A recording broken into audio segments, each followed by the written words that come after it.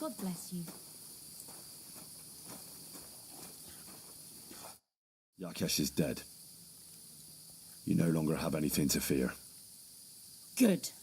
I hope he died in agony. I should have done it myself. Just like I killed that bastard otter. They deserved it for what they did to Roman. Every last one of them. But it's done. It's done now. Thank you, Henry.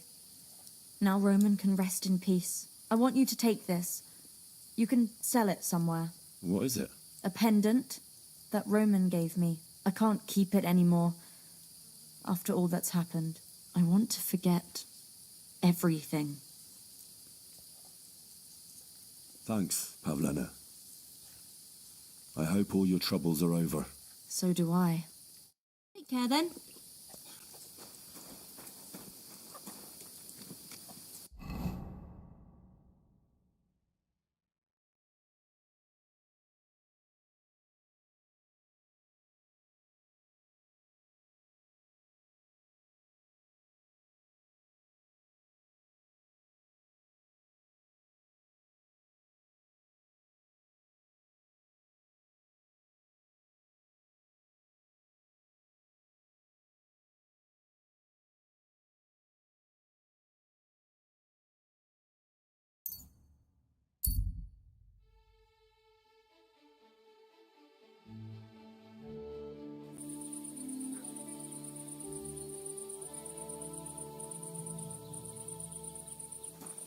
I'm always glad to see polite people like you.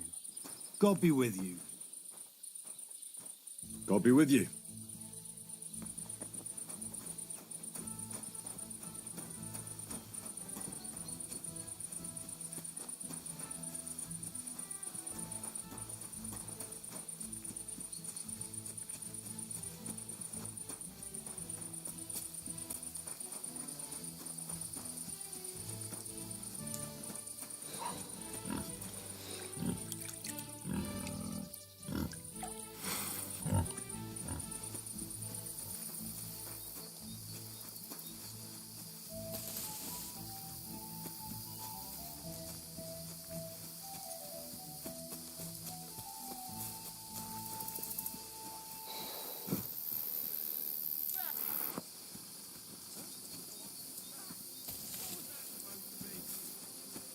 Hey, fella!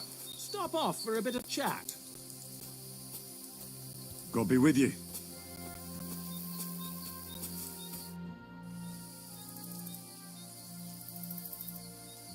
I don't have a lot of time, but I'm always up for a game of dice and a flagon of wine. I hear you. Never any harm in that. Anyway, that's about all we can do right now, bugger it. Nothing for it but to perch here and wait for our tree. What do you mean for your tree? You're waiting for it to chop itself down? Actually, I mean, wait until we can get to work on it. But what's the hold-up with your tree? In short, we found the perfect oak for a new mill wheel. Only some whoresons set up camp beneath it for the night. And now we're waiting for them to haul ass. Bugger it.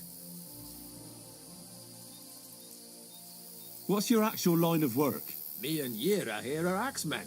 We make our way round the mills fixing their wheels. Yeah, and spending half the day sitting by the wayside, eh? Whoa now, laddie. It takes a lot of walking to find the right tree. There's a lot more to it than you think, bugger it. Why don't you just send those reprobates packing? You've got hands like shovels, and you're scared of a few vagrants? Vagrants? Hell, man, they're armed to the teeth. They'd kill us, bugger it. And don't stoke my fire, lad, else you'll see what these shovels of mine can do to your face.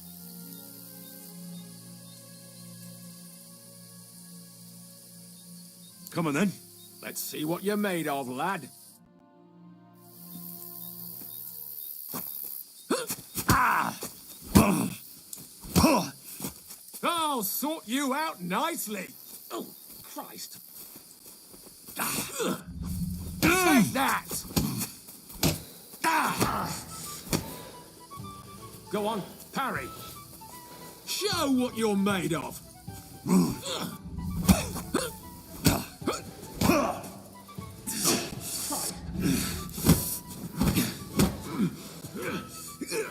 Go on, parry. Come on, again.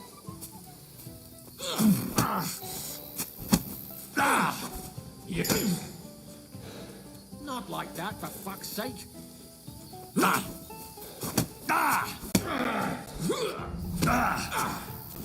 Go fuck yourself.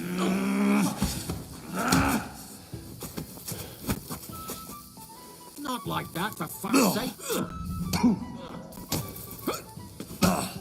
Go on, parry. Hey, nice. Go on, parry. Sakura, you're a gutsy fighter. I'll give you that. Thanks. Next time, keep your arms closer to your body. You'll be more agile that way. All right, I get it. That was a pretty good fight, wasn't it? Yeah, but once was enough. Definitely. Safe travels.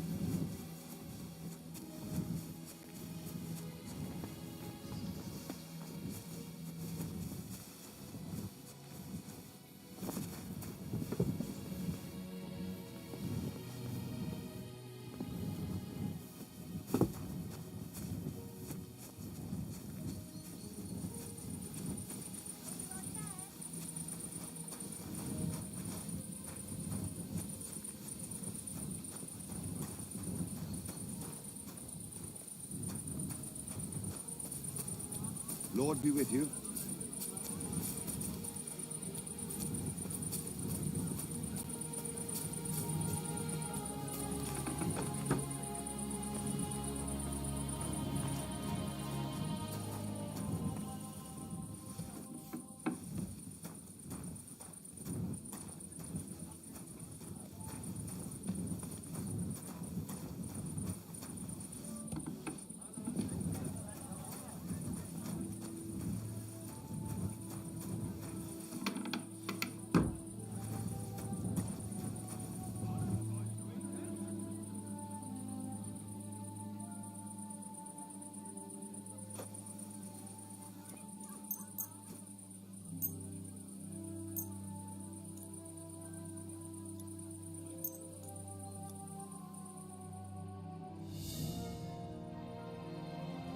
It was you.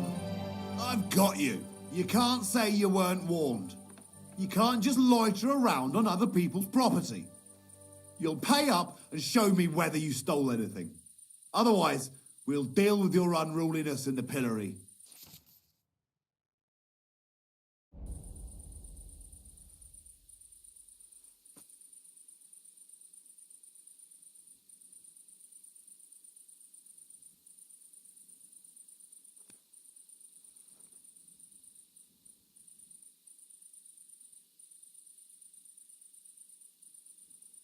If you don't stop this insolence right now, I'll hit you so hard, you'll swallow your own teeth.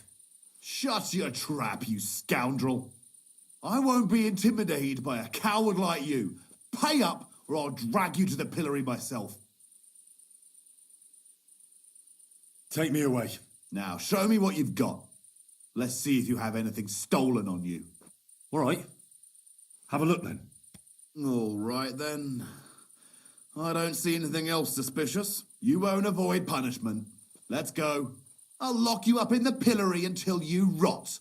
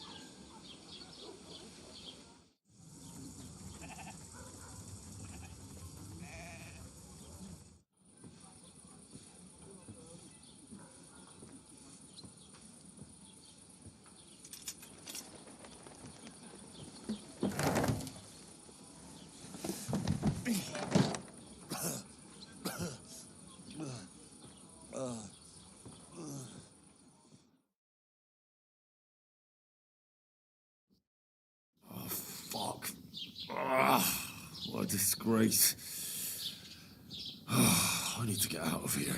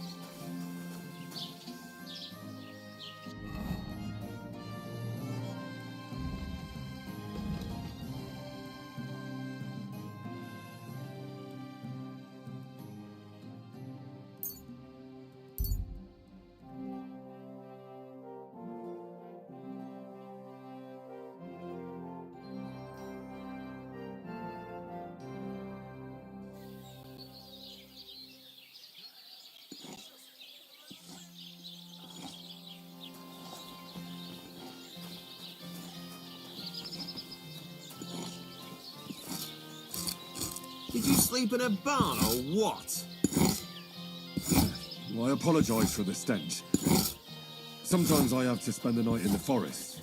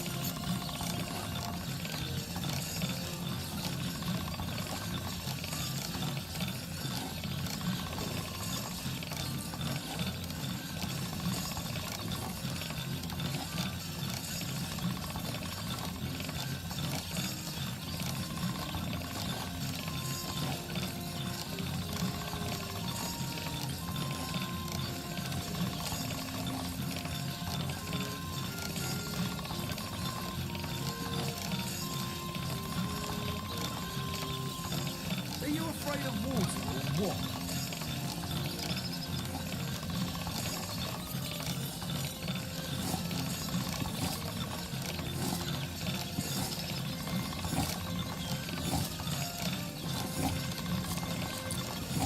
Remember when they tried to steal old Brown's book?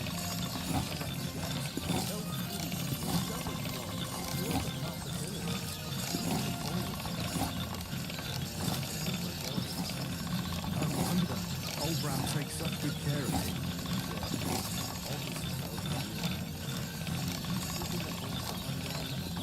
Why? The fellas don't get any sleep and they fall on their faces during the day.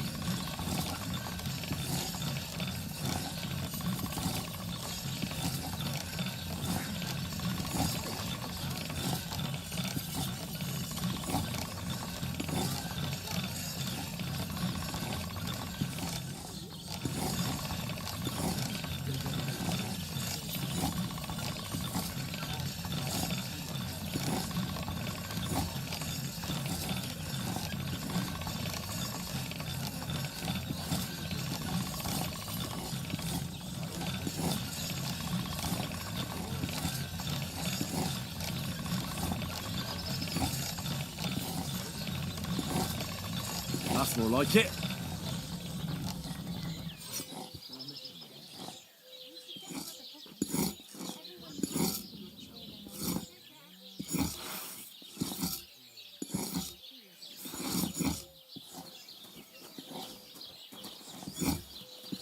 Are you afraid of water or what?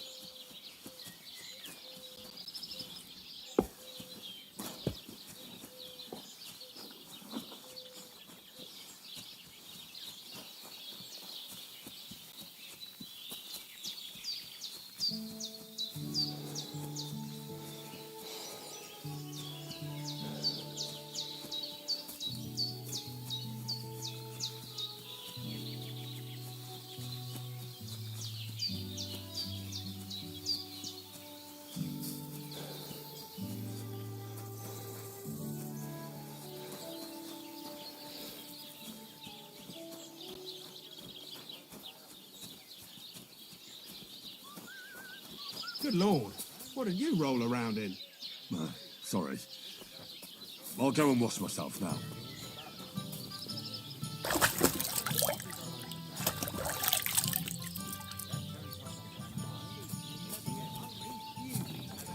What's that dreadful stench?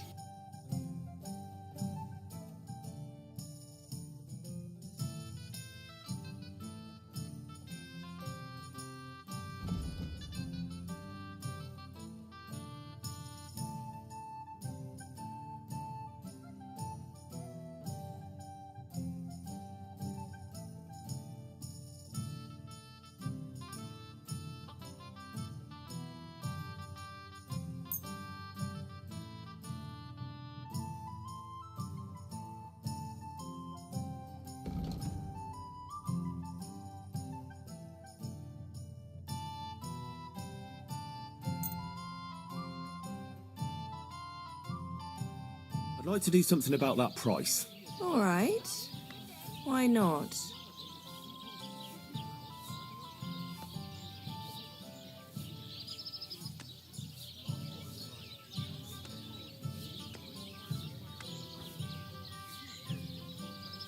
What would you say to this?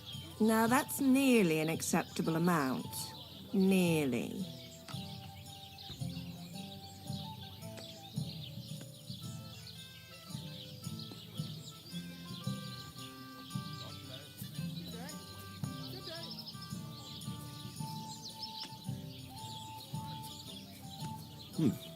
That's a decent price. Thank you. And take care.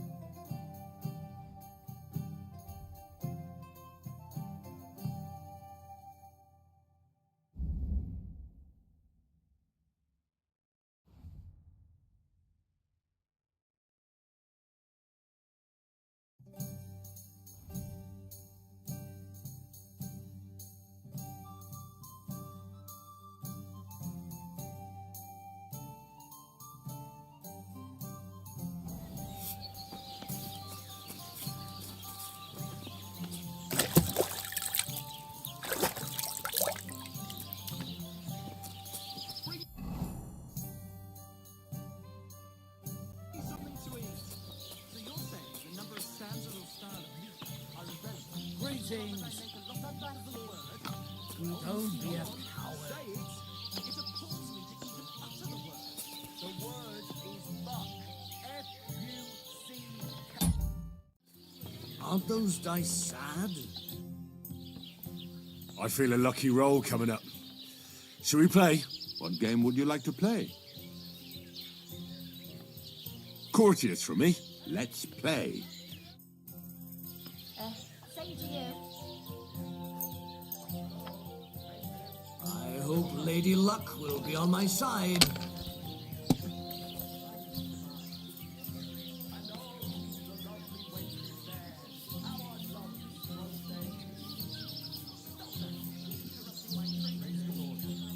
Good day.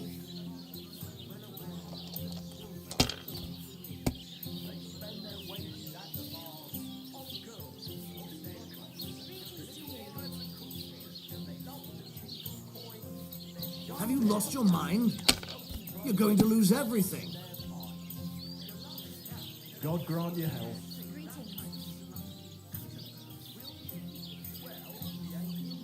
Let it be now. I want to play too, you know?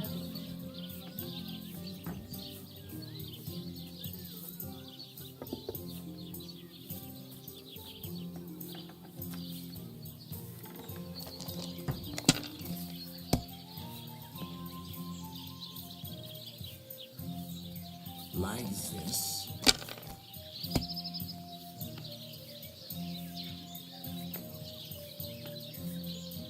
That's enough. Your turn. Well, this will be a quick game.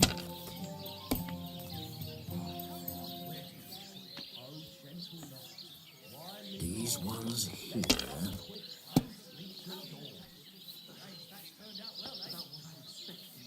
Damn it. They're yours, lad. God grant you health.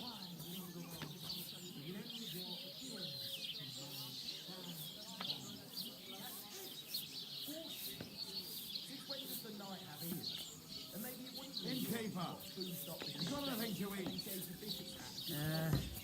What now?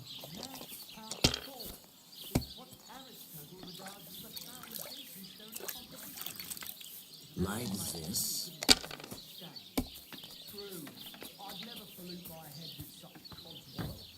Here.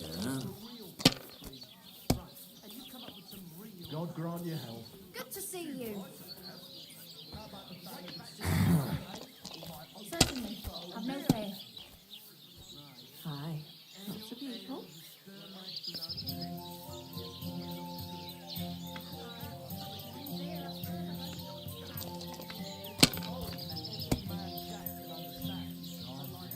Greetings.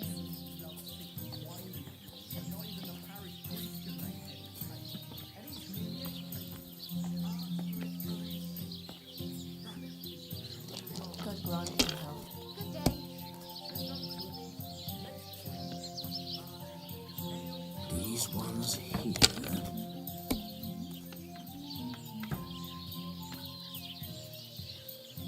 Here.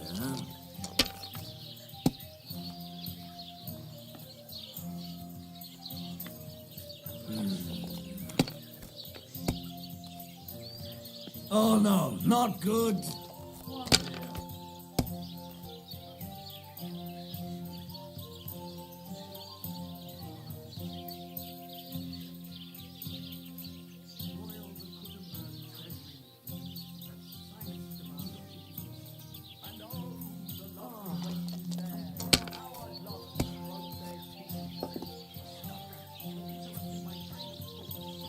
Like this.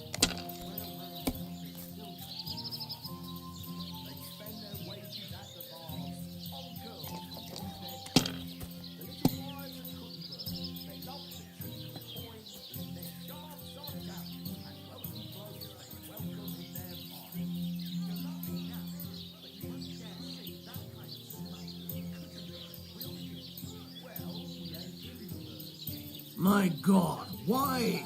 Why do I even play? Praise the Lord. Greetings.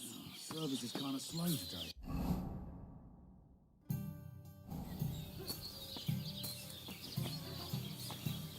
Greetings to you.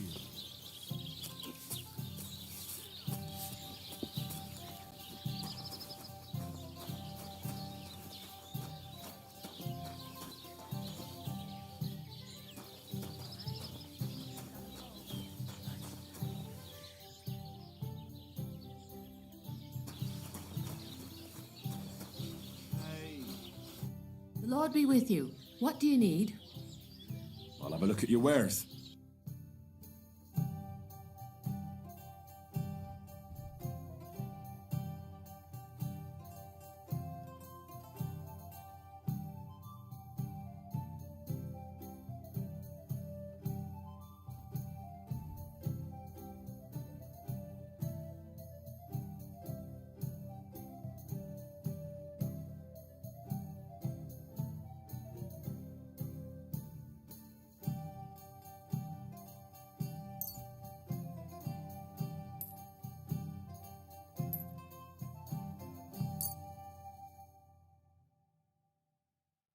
I'd like to discuss the price. All right. Why not?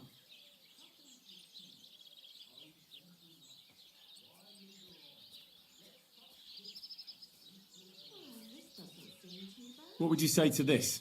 Well, if you offer a little bit more, we can make a deal.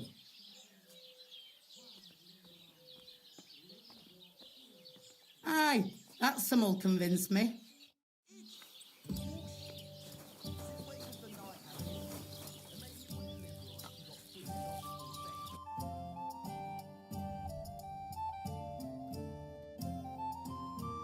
Oh well, what can you do?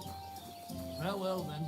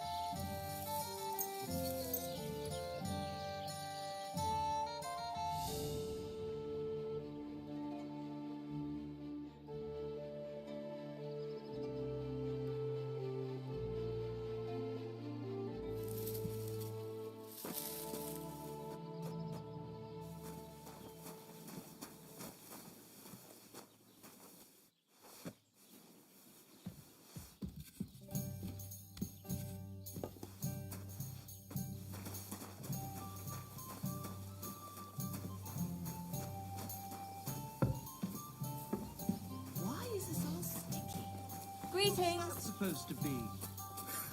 Proper poetry, innit? A celebration of all that's beautiful in this world. What are you two talking about then? A peasant like you would never understand.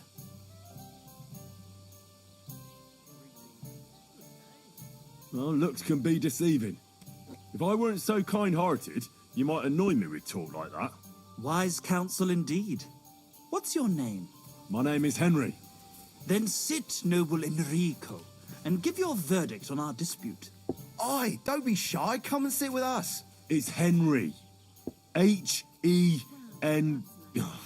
whatever. Ah, any tanner or bathhouse boy could be called Henry. Enrico is nobilissimo. Oh, for the love of God. Will you just tell me what you were discussing? It's just that my dear friend George here is a vulgar louse who knows as much about the art of poetry as a baying donkey. To tell the truth, my last encounter with verse didn't end all that well. Really? Come on, let's discuss it over a beer. Man to man, poet to poet. Well, I wouldn't exactly say I was... Sit. So, are you going to tell me what you're talking about? It's about nothing less than the very essence of the art of poetry. And also about the fact that Michael here hasn't got his oats for ages and it's got his brain in a twist. Kindly ignore our friend George here. He's been a simple soul ever since he was dropped on his head as a baby. Freedom. I figured out poetry ain't to be found in inspiration from the muse. All the truth in the world is right there in ale, roast pig, and fucking. To the point where fornication and drinking leave no time for actual composing. Better to forego the pleasures of the flesh and give oneself to art. Onorate l'altissima poeta. Aye, aye. Keep your hair on, mate. As I said, he's not in his right mind. He once met an Italian poet, and ever since he thinks he's Dante Alighieri. Alighieri, you dolt. So what do you think, Enrico? Where should a poet seek inspiration?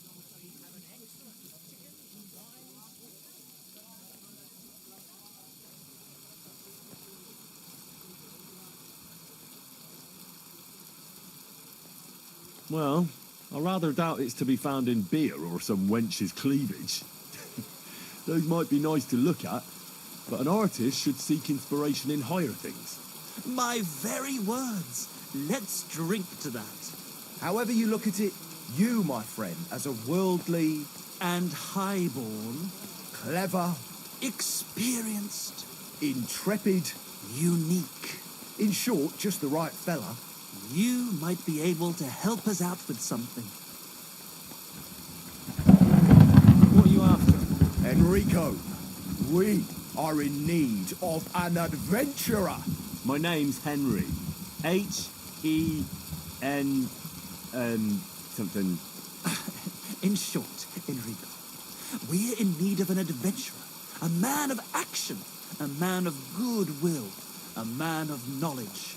A man... A fucking good fella. A fellow who helps his fellow man. Aspiring minstrels. If only you knew, mate, what genius is sleeping in our throats. Songs just waiting for a voice to raise you to the heights of glory. Imagine it. An ode to Henry, the hapless, hoe-wielding hero, harassing the heartless hordes of humans? That's it. Hark, Henry the Lionheart. The only thing missing for you to achieve glory is... A loot! We need a loot! All right, but where would I even get a thing like that? In the words of the poet, una volta corre il cane, e una altra la lepre. He who seeks shall find. Or something like that. And finding it won't be hard. We've done a bit of snooping, and there's only one in these parts. It's hanging all forlorn on a wall at the Carpenters in Troskovitz. The house directly opposite the Rathaus. It ain't no use to him, but he won't sell it, the tight ass. Well, if it were in our hands... In our hands, it will sing like a nun on Sunday. And it will be the torch lighting our way from this provincial purgatory to the gates of Kuttenberg. Torch? Shit, we'll fucking burn it. It's a metaphor, you ignorant oaf. All right, I'll see what I can do. Please just quieten down for a bit. And what can I get for you?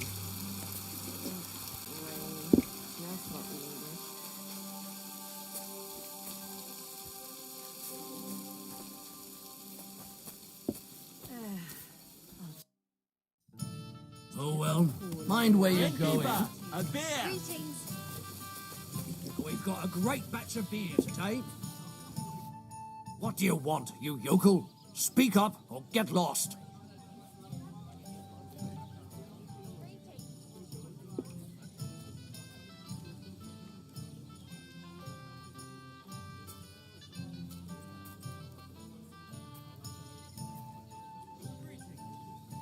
My dog got lost not far from here. Did you see him by any chance? I haven't seen any dogs round here for a while, but I hear there's wolves in the forest causing problems. Just the other day, a shepherd boy from Kopanina complained that his sheep were being eaten by the flea-ridden beasts. Where can I find this shepherd? Siegfried? He has a hut at Kopanina. It's just below the castle, on the back slope of the hill. And you haven't heard anything else about wild dogs? Here, in the tavern? No. But there was a fella here who gets by doing a bit of poaching. He said once he was hunting when, right in front of him, a large pack attacked a deer. A mix of wolves and dogs, he said. That's not something you see every day. Do you know where that was? How would I know where he goes hunting? But I'd say it was in the forest. Excuse me, I'm looking for a friend of mine. He's not from round here, but... Let me guess. A dirty ruffian who ain't got a groschen to his name but acts like he owns the bloody place. He was here then? Aye, he was. He was larging it up, good and proper, and then he found some lads who'd paid his bill, unfortunately. What do you mean by that? Why unfortunately? Because they're right ruffians who are always up to no good. But still, birds of a feather, eh?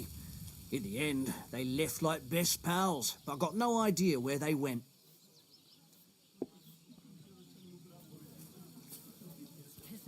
What's going on around here, Innkeeper? Vostatek, Lord von Bergoff's huntsman, is a regular here. He might have some work for you. He's got a cottage near Vidlark Pond.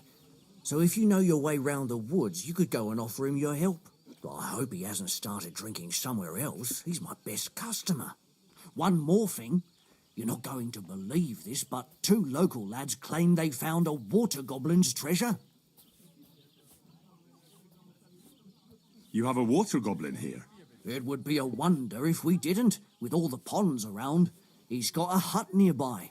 If you follow the right bank of the Rock Tower Pond, you'll find it hidden in the reeds.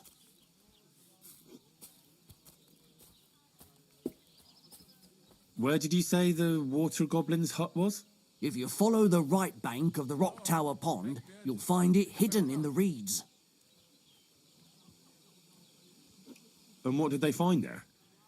Are you sure they didn't make it up? I thought so too at first. They're foolish lads, so I wouldn't be surprised. But then they ordered wine and paid with silver. Their purse was jingling with groschen. Would you happen to know where I could find these lads? They often swim at the other side of the Rock Tower Pond. There's a pier there by the dam. That's their spot. Any other news? Recently, a bunch of charcoal burners who have their kilns on the hill above the Kerchak Pond came here to have a beer. I started talking to them and they told me they almost didn't make it. Why? They said a pack of wolves came after them. Aren't wolves afraid of people? That's what I thought too. It's strange. Did they tell you where it happened? In a gorge above the Rock Tower Pond. They noticed the wolves watching them from the rocks. If you climb up those rocks, you'll be able to see the whole pond from there. Did they tell you how large the pack was? They mentioned 3 wolves, but God knows if that's all of them. Do you have any more news? By the way, we've put together this wee fight club here. Would you like to try it? That sounds good. What's it about? It actually came about by chance when the miller Crazel and me bet on who has the stronger hired hands. Then other blokes from the village joined in, and it's become somewhat of a tradition. And that's pretty much everything. Thanks, Innkeeper.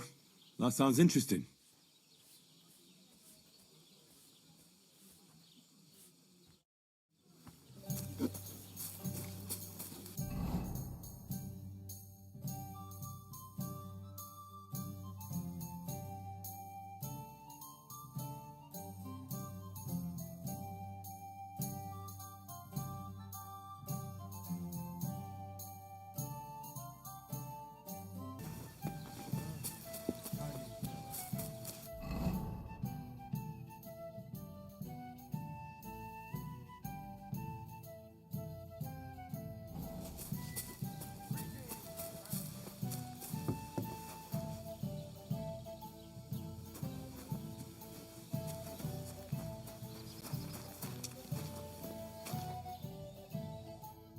Greetings.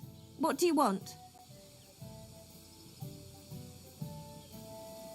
I need to take a load off. What'll it be this time, Henry?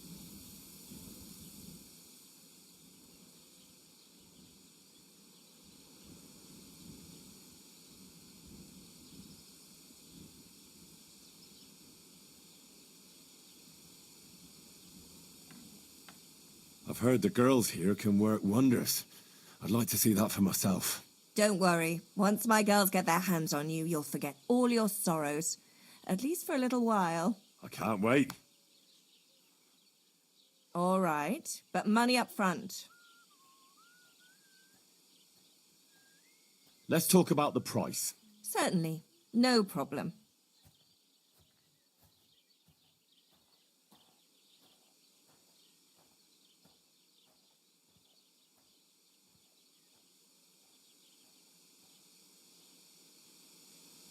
What would you say to this? Now that's nearly an acceptable amount. Nearly.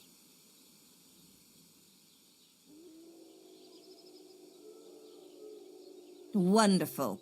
You'll see. You'll be happy to come back here.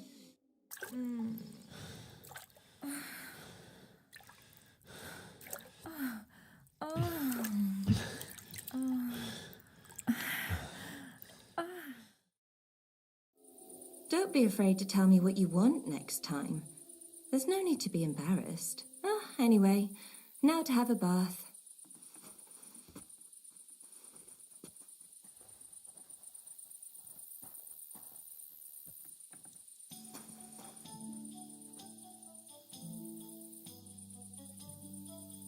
Sakra.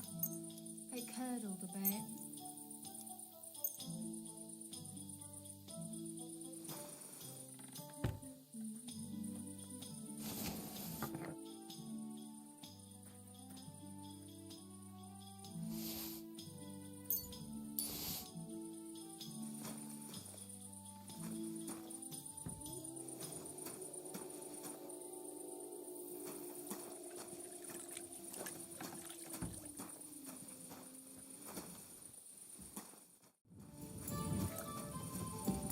God bless you.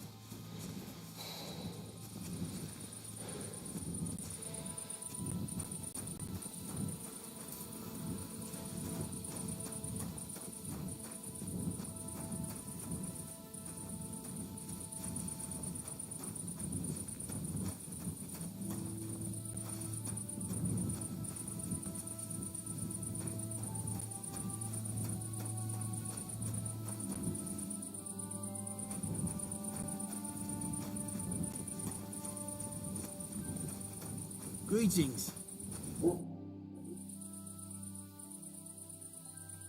See you later.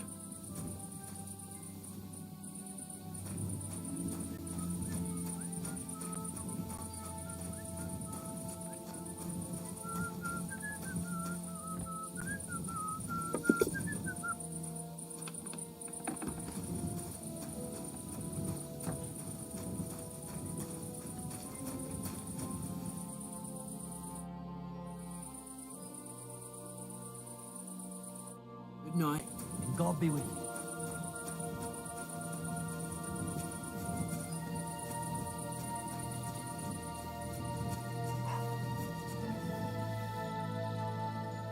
So, this is your famous maypole. Why aren't you asleep?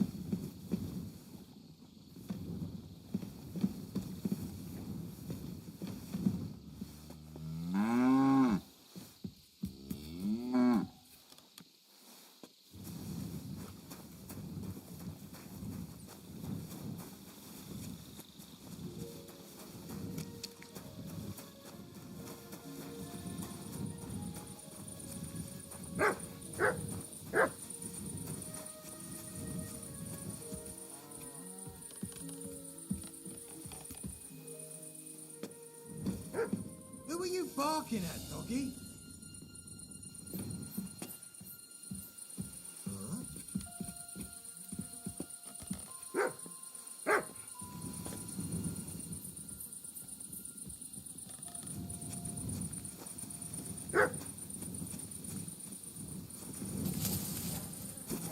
You stupid.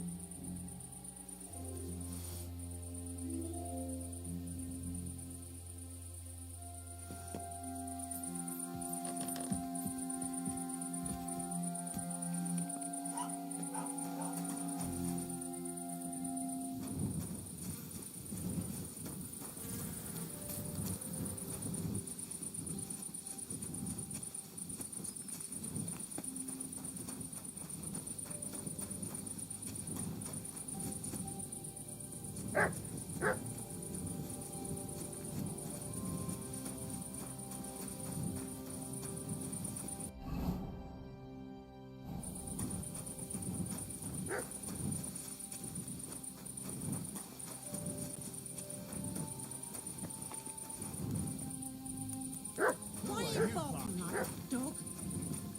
Did you get lost in the dark? What?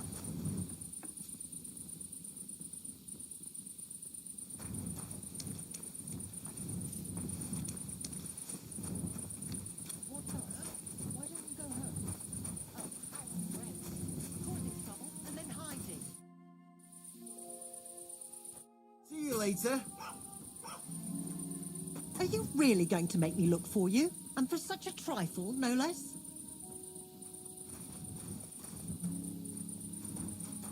What a night.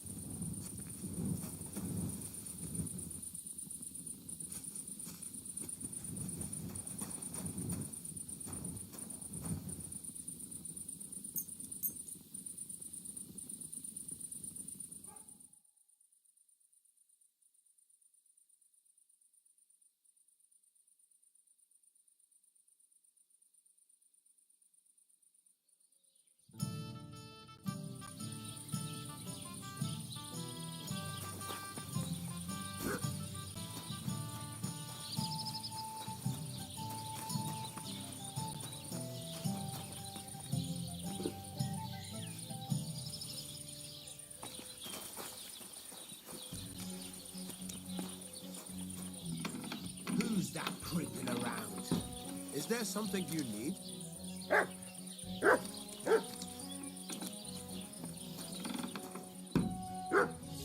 Something, doggy.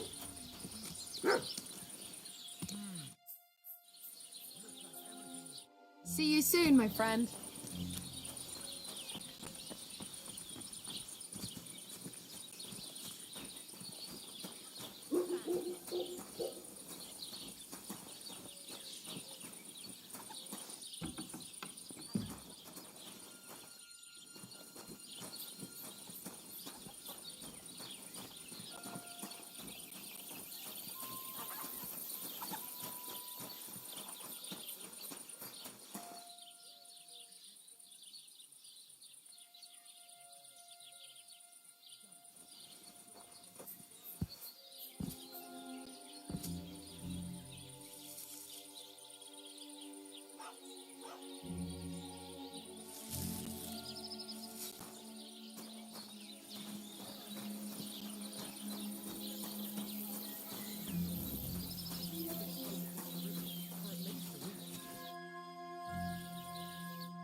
Be with you. The dead man had a gold chain.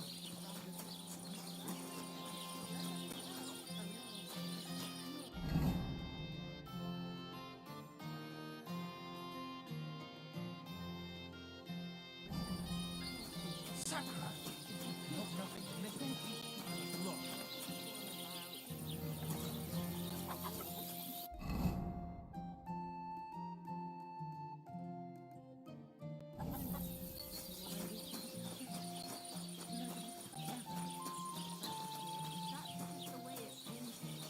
You feel like he's looking at you, but it's nothing but paint on plaster.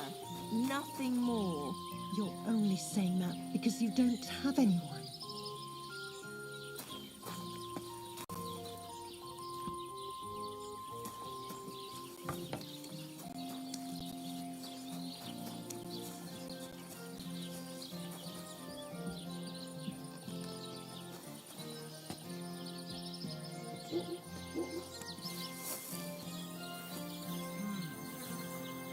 Looks like everything is here.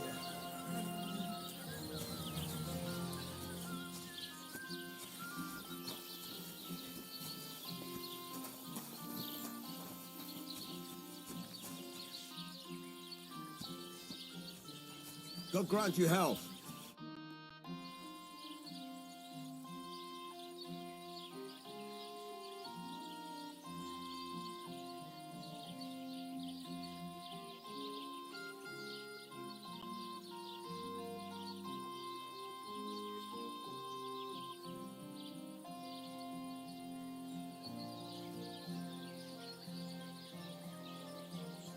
What a nice maypole.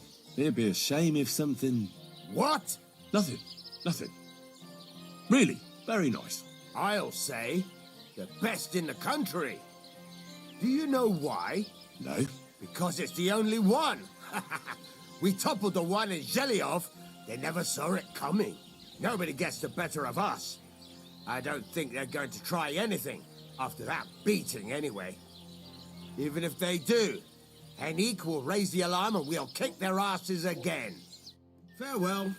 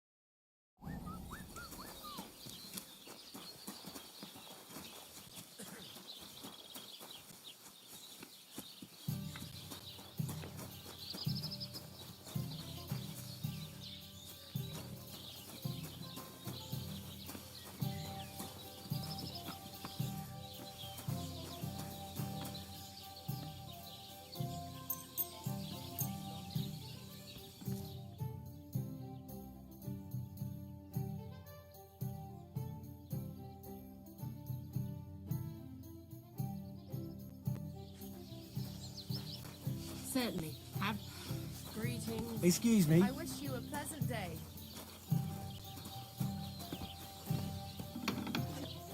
I apologize.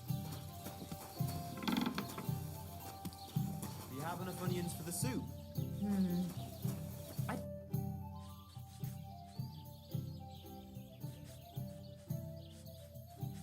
What's new around here? You should pay a visit to Old Mouth sometime. He's our local storyteller, you know. He could tell you all sorts of interesting things, but only if you bring him some liquor. Don't forget, I have some here to sell, if you want. I'm working on a little practical joke myself. We have this little dispute with the Zhelejovites. You might be interested. And that's all I'd say. Sounds interesting. Thank you, Innkeeper.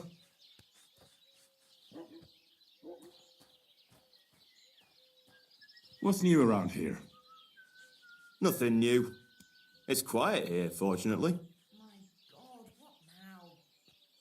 That's a beautiful maypole you have there. You don't see that every day. I reckon all the other villagers must envy you. They sure do. Them Zhelejovites try to steal it, but our fellas kick their asses. Why are you so interested in it anyway?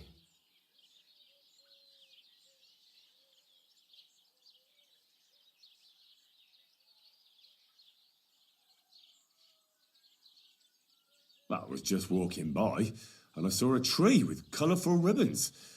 That would give anyone pause. Tree my arse? What kind of stupid excuse is that? And if someone had bad intentions, Henrik would show them how we do things here in Tachov.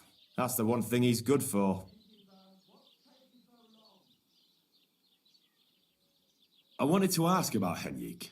What about him? Did he do something to you? Sounds like you're not exactly fond of him. Aye, I'm not. He's been getting on my nerves ever since he got together with our Manka. I'm afraid he'll mess with her head and run off with her, just like his bloody brothers did. Where did they go? What do I know? One day they just packed up and wandered off. Their village wasn't good enough for them, I reckon. I wouldn't mind if someone went and beat the thought of Manka out of his head. Maybe someone not from around here. Why not? I can manage that. He's not much of a fighter, but I reckon if you call him a vagrant or something, it'll surely rile him up. And I'll remember you did me a little favour.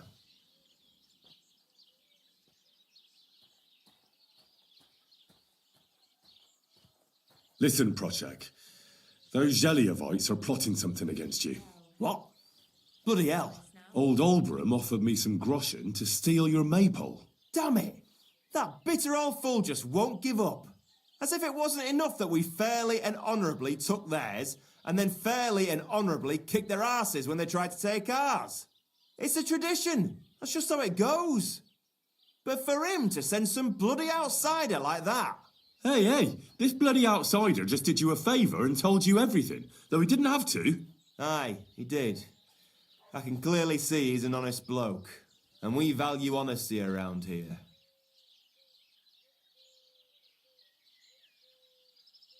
Thanks.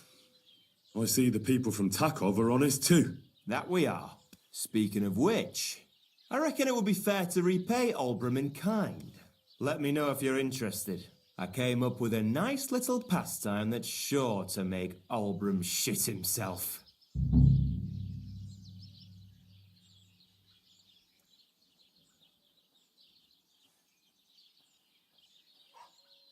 What a load of shit. So what should I do to the Zhejevovites? Listen up then. Old Olbram, the owner of the biggest plot of land in Zhelejov, has this beautiful bull. White as snow he is, the finest animal far and wide. Obviously, he's very proud of it. Very protective too. Now you, will give his beautiful snow-white bull a nice new coat of paint. Olbram is going to lose his mind. Simple, right? Well, not really. All right, it's a little complicated, but I'm sure you'll manage. First, we have to get some paint. I don't reckon we'll be able to get any here in the village, but you can try and ask Bartoshek the tailor in Trotskovitz. I hear he dyes his own fabric. And after that, we'll have to make sure the bull stays still while you're painting it. Try asking Radovan, the local blacksmith. I hear he can make some kind of sleeping potion. If you pour it in the bull's water trough, I'm sure it'll do the trick. But watch out. That beast is enormous. You'd better put at least 3 doses of the potion in there. Well, I have to say, I expected this to be easier. You could have at least given me the paint. Oh, ain't you a little princess? No guts, no glory. And remember, it's supposed to be a joke. If you get caught or something goes wrong, the whole thing will be ruined. Right. So I need paint, sleeping potions, and to not get caught.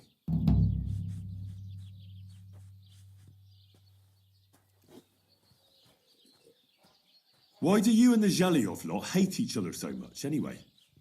It's their fault. They keep playing tricks on us. Olbram's the worst of them all. The nasty old codger. He's always coming up with ways to mess with us. He's the one that stole our pasture.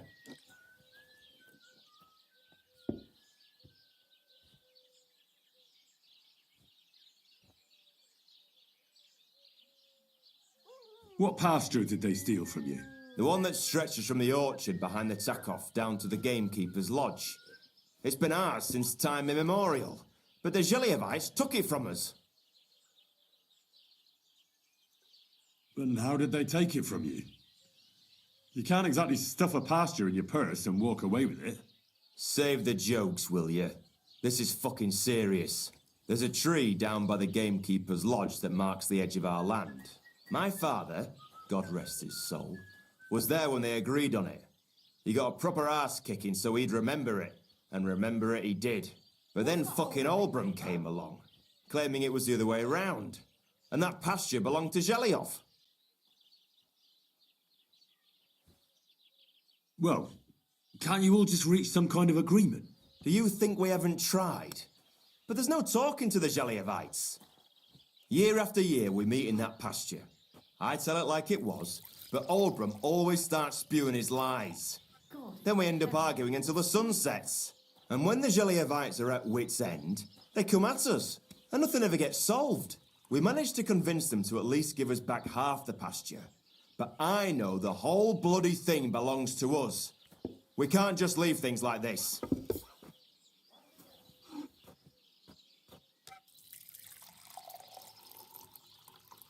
Have you tried asking Lord von Burgov for help?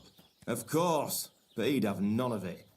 He said it's up to the Trotskovitz bailiff to sort it out. But the bailiff couldn't care less. He said we should deal with Olbram ourselves, or he'll have us caned and clapped in the pillory. And how did they take it from you?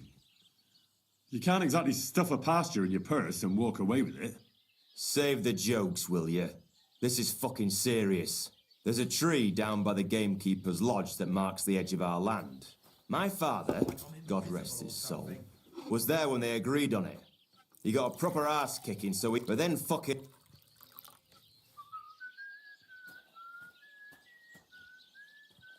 Well, that's a tough nut to crack.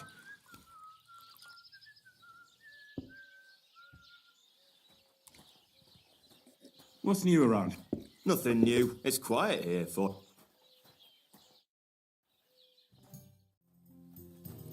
Are you going to do what we talked about? Aye, of course. The Lord be with you. What do you need? Would you like to throw some dice? What game would you like to play? Courtiers for me. Let's play.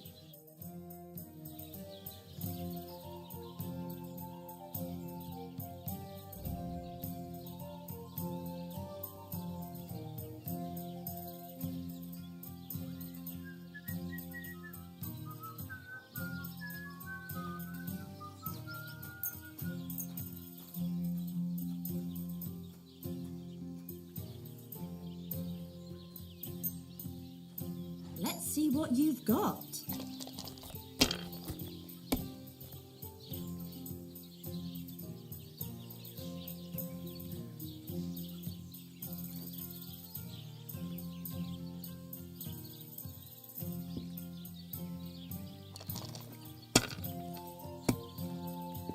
That's a great start, damn it.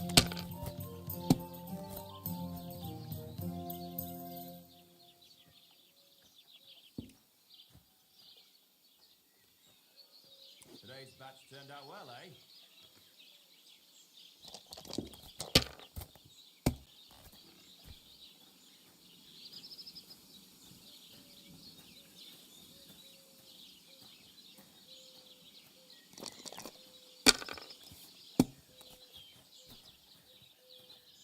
Greetings to you. That's enough for me.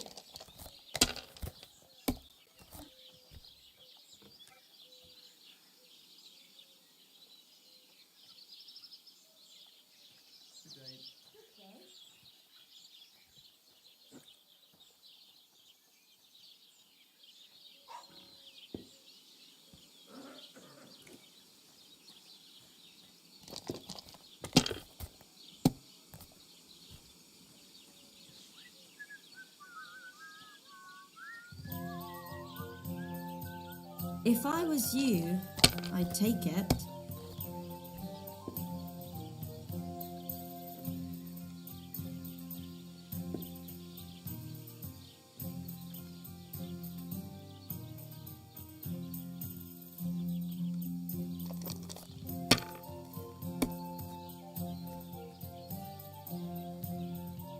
Here's hoping.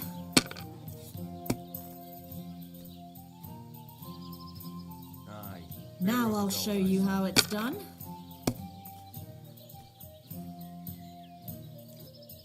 And now we'll see.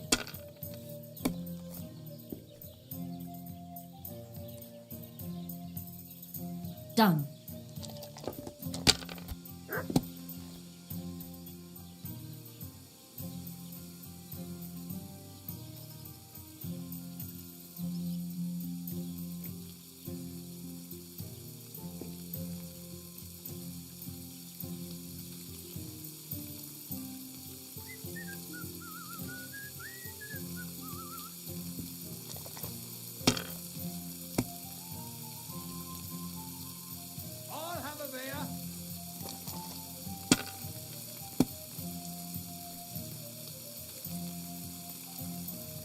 Yeah.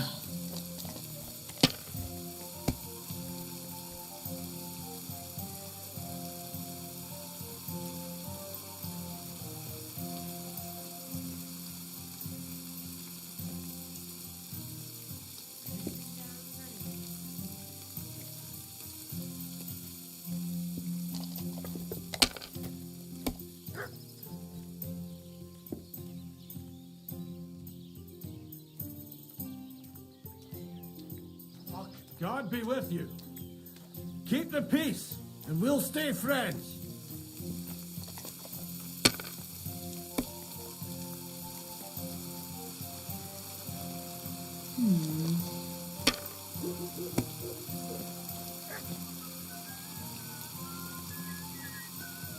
There!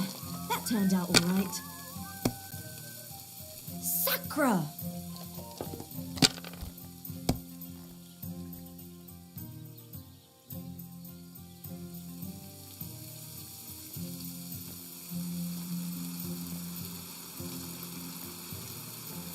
You were suspiciously lucky. I'm going to keep my eye on you.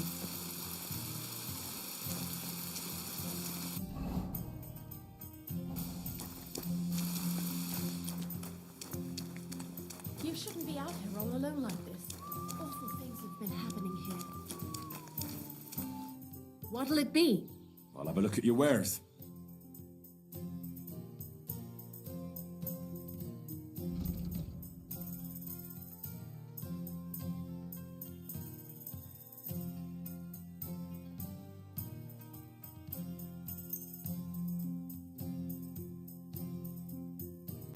A word about the price. Aye, I'm listening.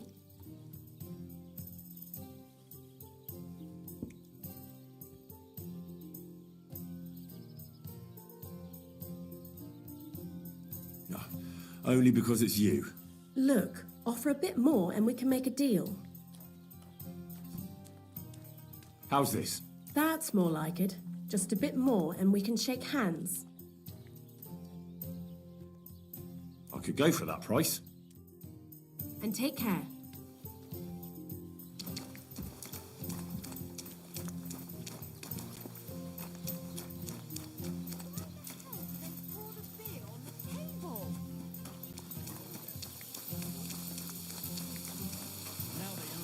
That's handy, isn't it? At least you knew when to round up the cattle and gather in the hay.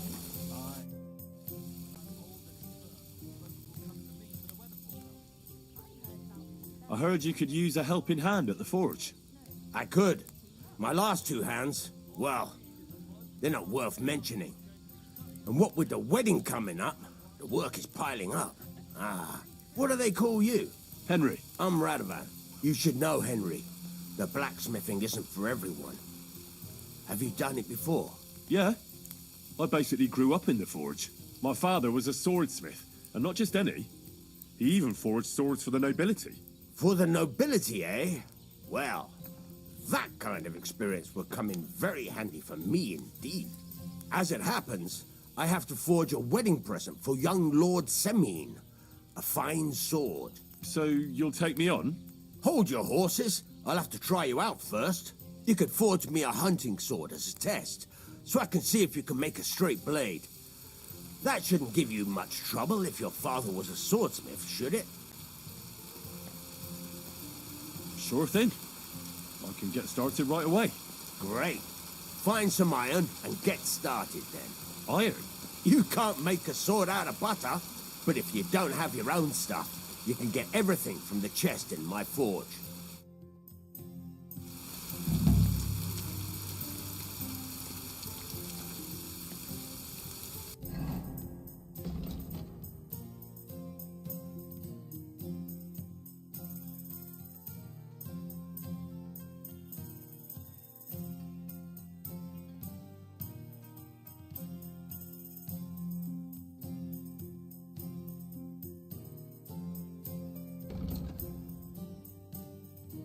Go over to the anvil and let's get started.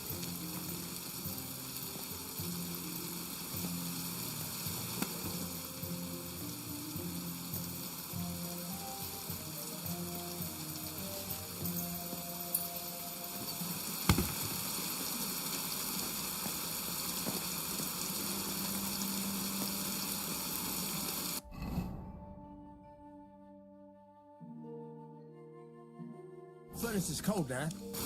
Give it a practice try. Some things, like swords, are too long to fit in the fire. You have to heat it up bit by bit. Try poking it around for a bit.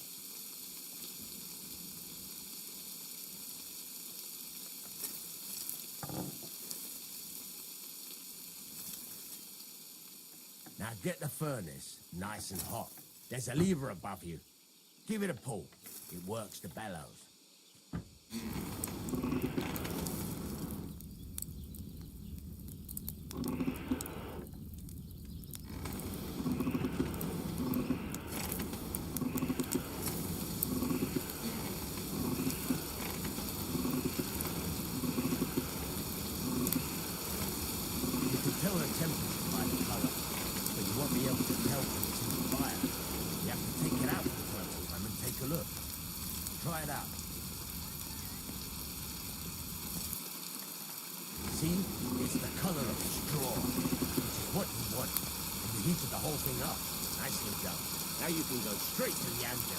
Try moving the sword along the anvil so you can get the hang of it.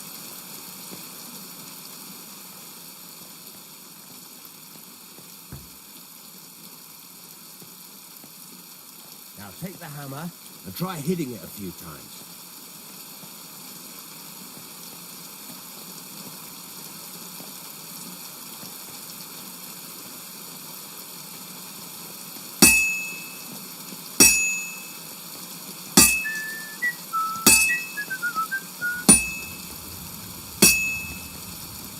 See the sparks?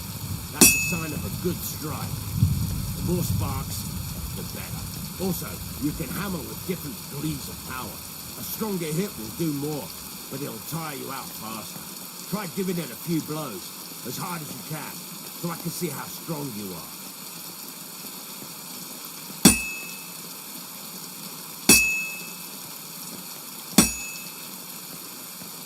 That's got a nice ring to it. Of course, if it was all about hitting an anvil with a hammer, any dog could do it. You've got to hammer the workpiece evenly.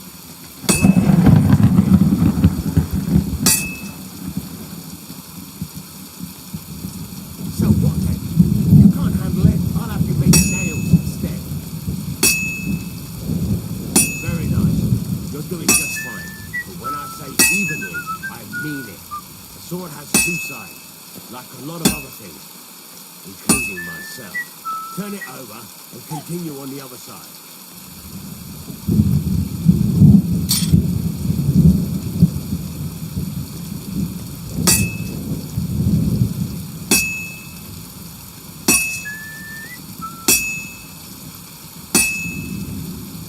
Nice.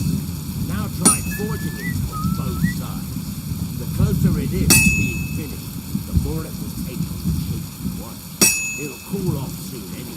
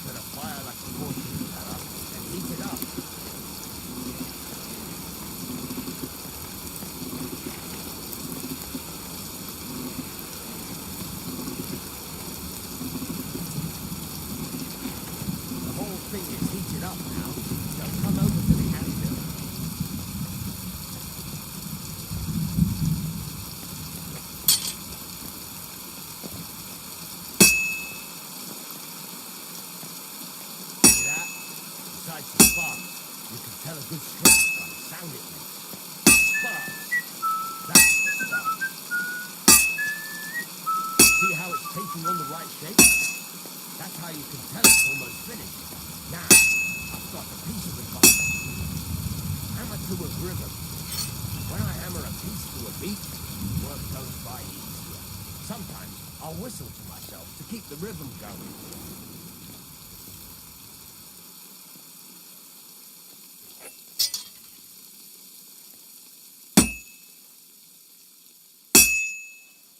That's the ring you want. There you go. You've got it finished. All that's left is to temper it, and the sword will be done. The rest is just tweaking.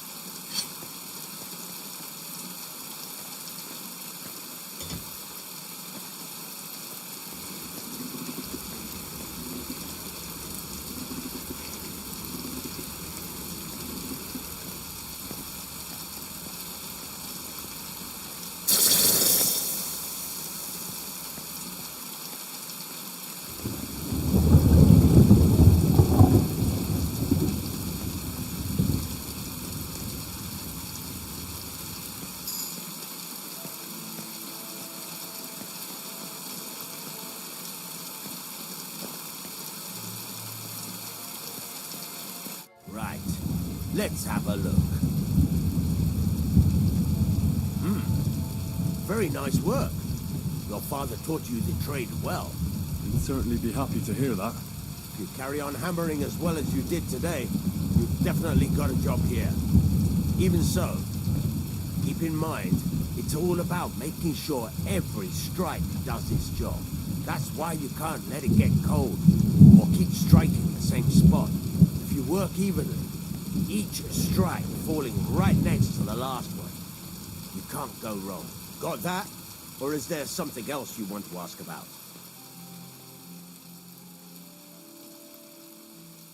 What good does it do me to whistle while I work? It makes you work to a rhythm. You won't get tired so quickly, and the iron feels it. How do I know a good strike from a bad one? By the sparks that fly up, and by the ring. It rings out with a different sound when you do it right. What's the right way to heat up the workpiece? Do it till it turns the color of straw. Ideally, the color should be the same everywhere. If your forging's going to be even, the main thing is, don't work it cold. You just ruin it. But don't overheat it either. As soon as sparks start to fly off it in the furnace, take it out. Why should I forge evenly? If you keep hammering the same spot, you'll never finish it. You'll just fuck it up. But jumping from one end to the other ain't a good idea neither. You'd end up working unevenly. The best thing to do is aim each strike next to the one before. How will I know it's finished? Notice the shape. The closer you are to finishing, the more precise the shape it will have. Thanks. That's all I need to know. You can sleep in the chamber by the woodshed. And there's a chest where you can keep your things. And of course, you can use the forge anytime you want. Any questions? Where can I get materials? You can buy some essentials from me. But if you want to make a fancy sword with lots of ornamentation, you'll have to look elsewhere. This is just a village, you know. The locals ain't after luxury. And they can't afford it neither. What can I do with the items I've forged? Well, you can sell them. Though you probably won't have much luck around here. But I'll happily buy some of the nicer things from you. Where exactly is my bed? At the side of the house. There are 2 doors and a wheelbarrow between them. You go in by the rear door, next to the woodshed. And you can put your things in the chest there. Don't worry, nobody'll steal them. What now? What do you think? You're not going to be idle. I'll find you some work to do right away. You're pretty good at swords, but what the locals really need is axes and horseshoes. Right, here are some simple drawings that show what they're both supposed to look like. And some iron. You can get down to it right away. Just like that? You aren't going to help me? Sacre, lad. I chose you because you already know a thing or two. I'm not going to look over your shoulder all bloody day. You take care of these smaller jobs. Forge away as long as you're able, and then sell it all. Once you've made some coin and feel like being out in the open again, I'll give you some more interesting work.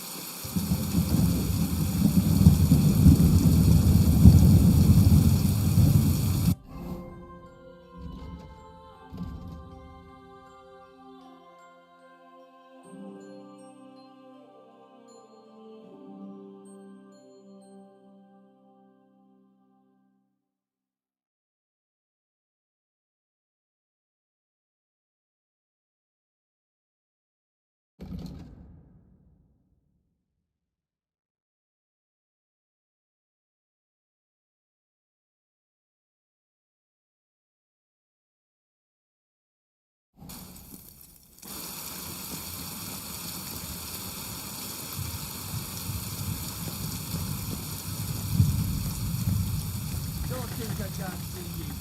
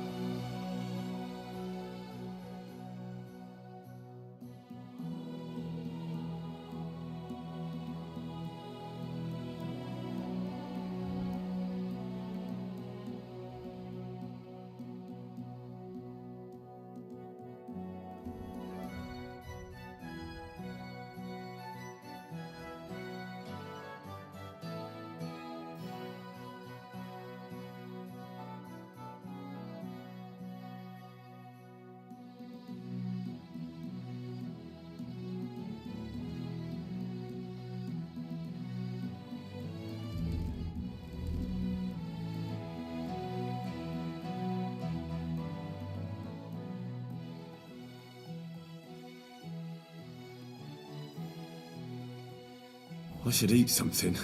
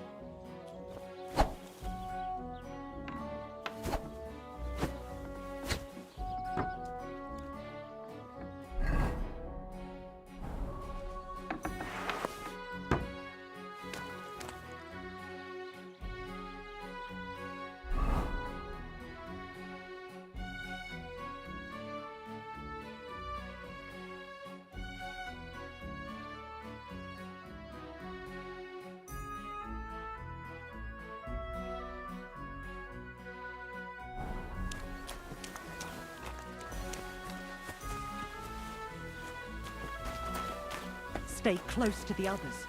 It's not safe here.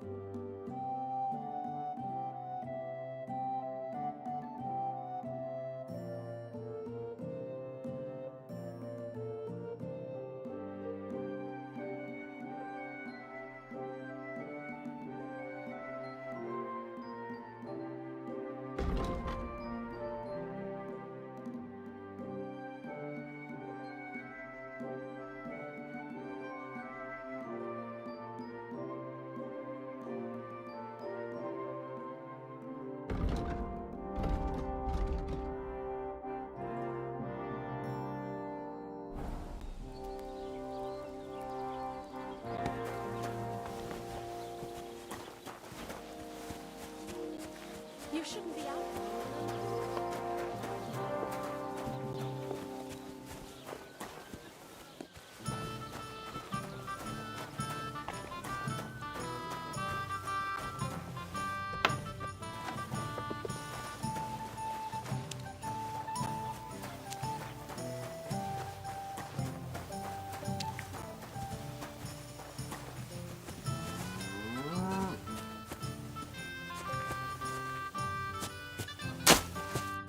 Greetings.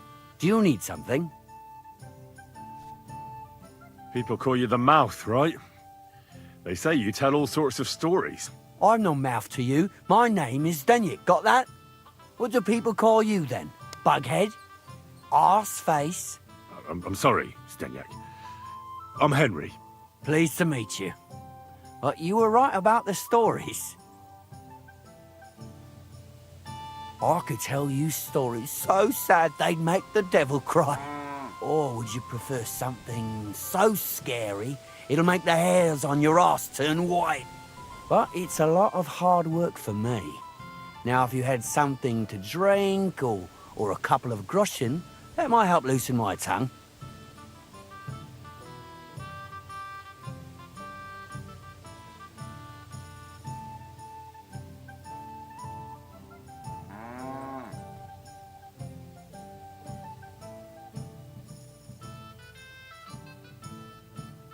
I know quite a few stories myself. How about a trade? A story for a story. All right, then. But if it's the one about the magic porridge pot, don't bother. I've heard it 100 times. And that story always leaves me feeling hungry. I know a romantic tale about a knight, his lady love, and 3 impossible tasks he had to undertake to win her heart. He had to bring her the sweetest wine, tame the wildest horse, and make a crown with the rarest gem. And then? What happened when he'd done all 3? Well, the lady of his heart showed her gratitude by giving him the most precious thing she had. And I'm not talking about gold. Ho ho! A raunchy ending. That'll be popular with the lads round here. If I were you, I'd make it longer. To last a whole evening. Add a wicked stepmother, that sort of thing. It'll be a hit. And now, I'll tell you a tale in return. So what kind of story would you like to hear? I'm far too old for fairy tales. Tell me a scary story. One with blood and violence. Don't you worry. I've got just the one. I just hope you don't shit yourself with fear. So, once upon a time, there lived in these very lands 2 brothers. The older was called Kuba, the younger, Matthias. They were both woodcutters, like their father and his father before him. One day, at the height of summer, they were working in the woods. The air was as hot as a furnace, so Matthias went to a nearby pond to cool himself. But as he was leaning over the cold water, there was a loud splash. His axe had got loose from his belt. In haste, he began to search the muddy bed of the pond, and his hands soon touched something hard and heavy. He pulled it out and could not believe his eyes. He'd pulled out an axe. Yes, but not his old one. It was an axe made of pure silver. Good God. I'd grab that without a second thought. Maybe you would, but Matthias would never. He was an honest man, and with a big swing he threw the silver axe back. He searched the pond again, and this time he pulled out his own axe. Nothing but dull iron and old wood.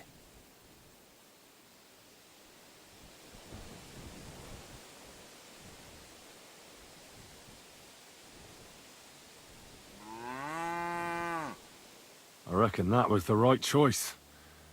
Who knows who the silver axe belonged to? Well, quite. Listen on.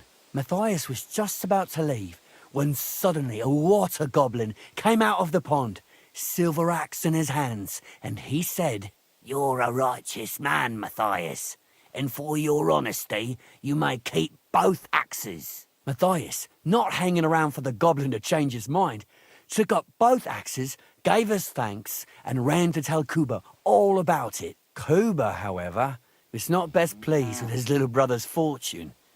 He deeply envied Matthias for his newfound wealth. So, he set out to try the same thing. He ran as fast as his legs could carry him straight to the pond, threw his own axe in, and began a pretend search for it. Yet Kuba had no luck. He pulled out the axe he'd thrown in himself. So he tried again. Tricked by sunlight, he grabbed something shiny, only to pull out his old iron axe again. Enraged, he hurled his axe back into the water and yelled, "Fuck this axe! I want a silver one." But the Water Goblin heard his shameful cry and was greatly upset by Kuba's greed. So, when Kuba reached down into the water for a third time, the Water Goblin seized his hand, pulled him down whole to the dark depths, and drowned him.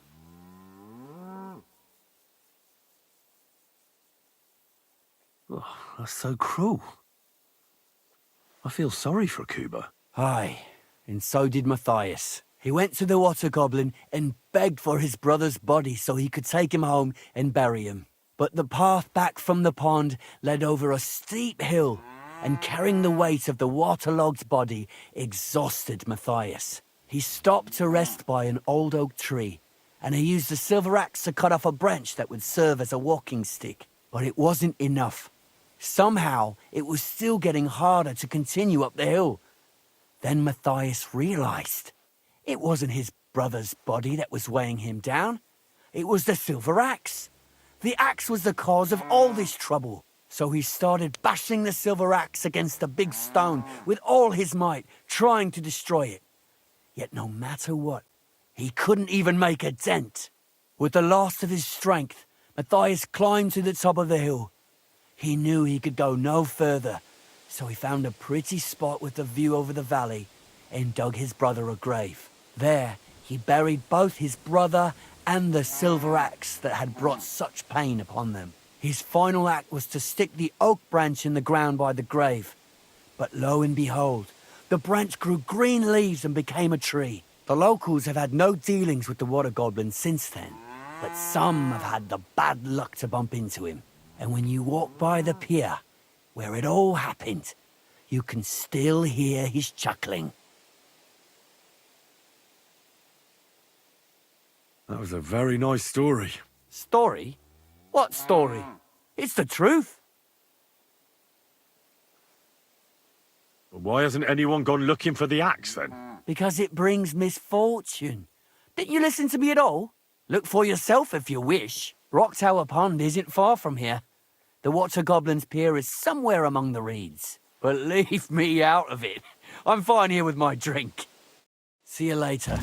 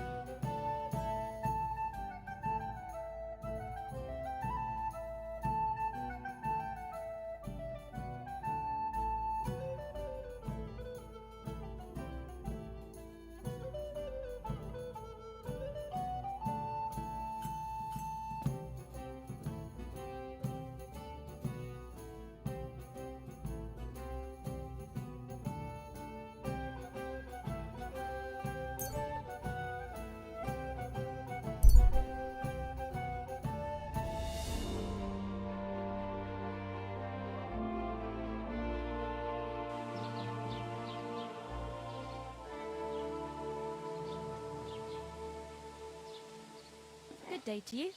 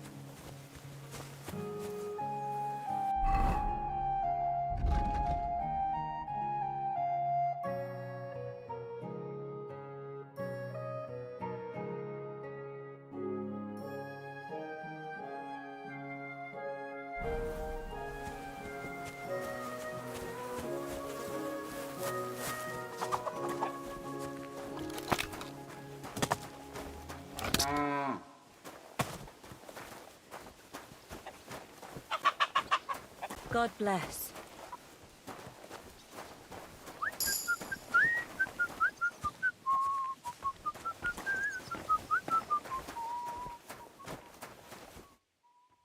What would you like? What do you have for sale?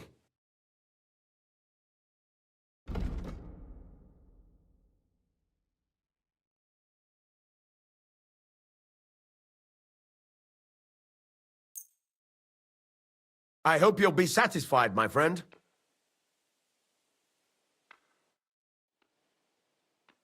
I'll have a look at the wares.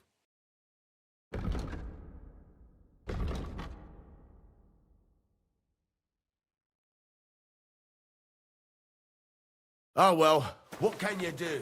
You shouldn't be here. That's it. Go now.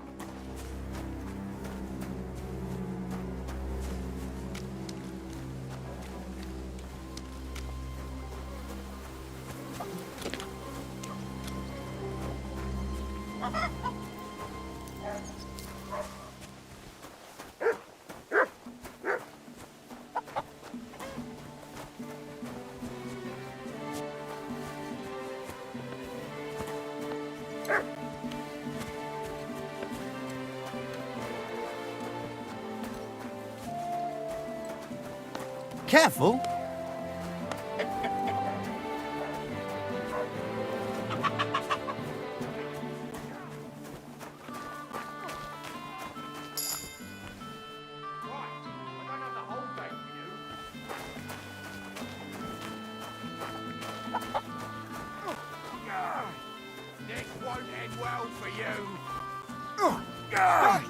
Die, you swine!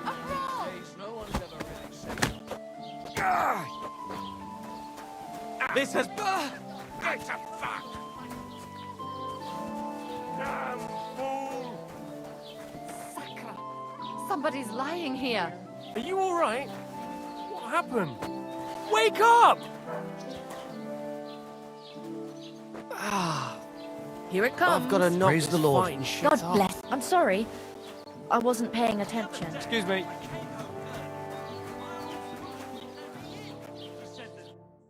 Greetings, Innkeeper. I've come to apologize for the fight we caused. And also to ask if there is anything I can do to help. Latch in the stable when the horse has bolted, lad. How so? Did something happen? I had a couple cumans come in here and get in a brawl with the locals. What the hell did I do that people fight in here all the time? Go and see Wojtek if you want. Maybe he'll tell you more than I can. Some vagabond, God rest his soul. And get this.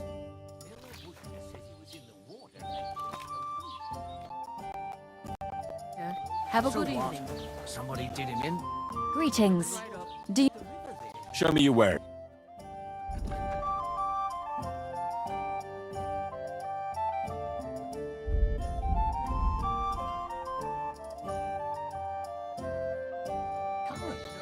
The dead man had Excuse been me. floating down the river for at least a week. Without anyone.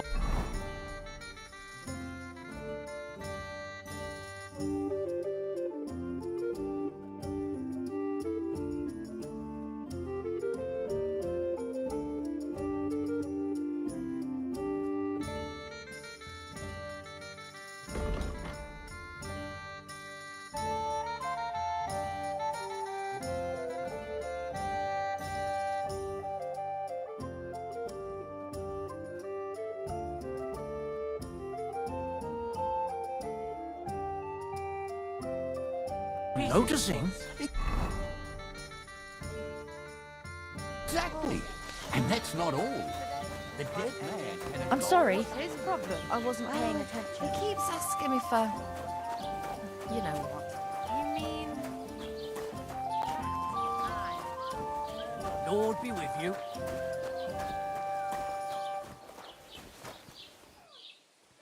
What is it? Why are you skulking here? Excuse me.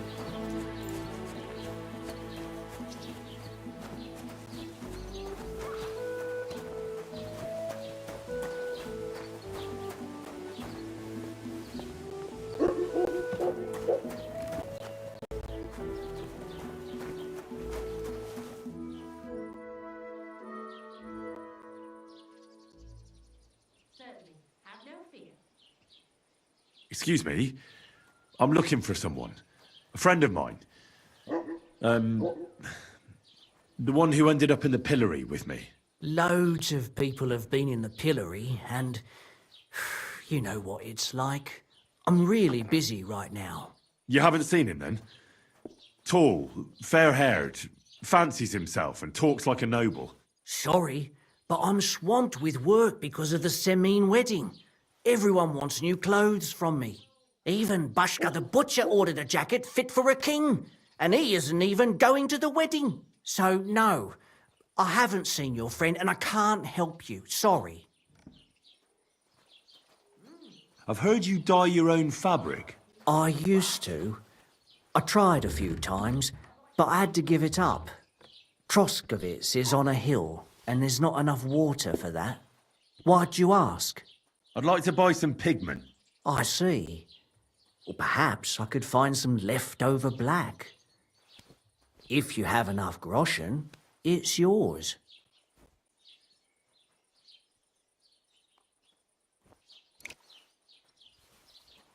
Ah, damn. That's more money than I thought. Look, I don't need much. Just a bit will do. Is that so? What do you want it for, anyway?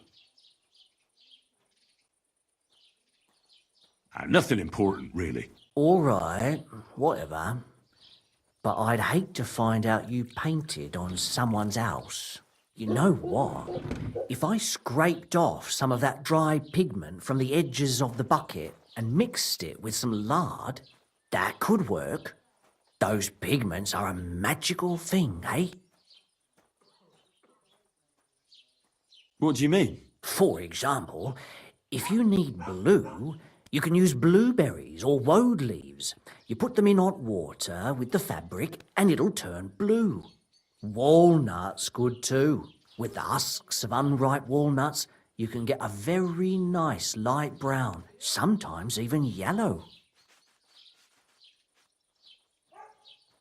The best way to make red is from madder root. And when you add alum or beeswing to the water, the colour gets a beautifully rich shade. Or you could just use plain old black elder. The berries, of course, but they're more for lighter shades. Oh, and privet's not too bad either. If you use its bark and alum, you get yellow. You can even use the leaves. They make a nice green, but it takes forever. But you know what's my favourite way of making yellow? Using dyer's broom or weld. You take a few nice stems, some leaves, a bit of alum, and you get yellow, as bright as a chick's feathers. And for so much cheaper than using saffron or iris, that's the main thing. Buckthorn makes a nice green, maybe the best of all. You use its fruit. They say it can also heal, but I've never tried that. The most important part is the stain, anyway. Like alum, for example. It can create all sorts of shades and give depth and richness to the colour. But even that won't help you if you don't know what to use for what colour. Sometimes you want the fruit, sometimes the bark, sometimes the root, or maybe the leaves. Too bad I don't dye fabric much anymore. But I see you're really into it. You know what? Take some of it for free. My word. Thank you so much. Oh, not worth mentioning. Just be careful not to stain yourself. Quality material like this doesn't wash off easily. Take care and good night.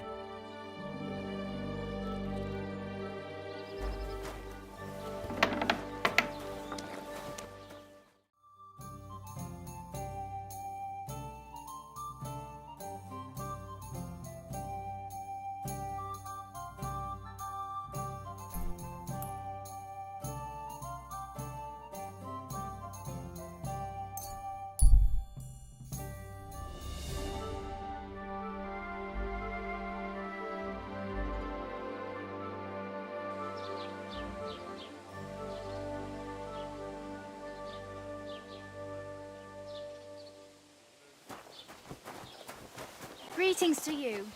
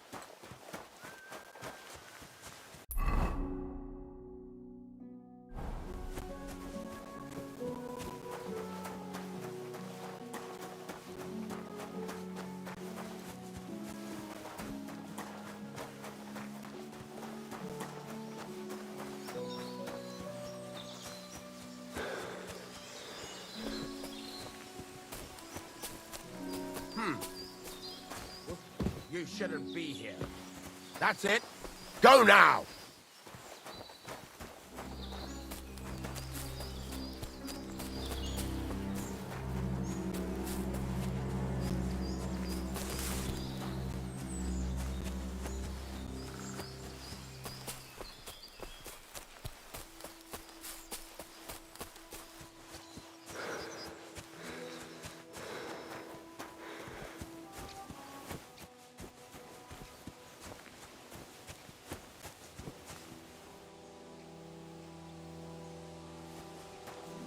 Ave Maria.